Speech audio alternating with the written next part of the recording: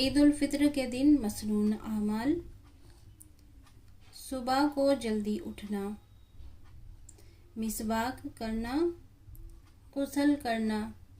अपने पास जो कपड़े मौजूद हों उनमें से अच्छे कपड़े पहनना, खुशबू लगाना,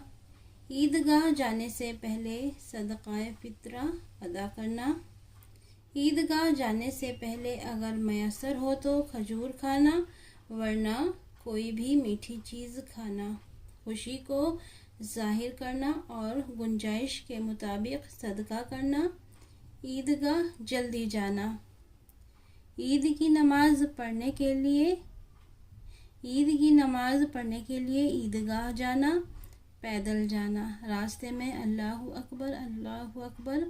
ला इलाहा इल्लल्लाहु वल्लाहु अकबर वलिल्लाहिल हम्द आहिस्ता आहिस्ता आवाज़ से ईदगाह तक पढ़ते जाना।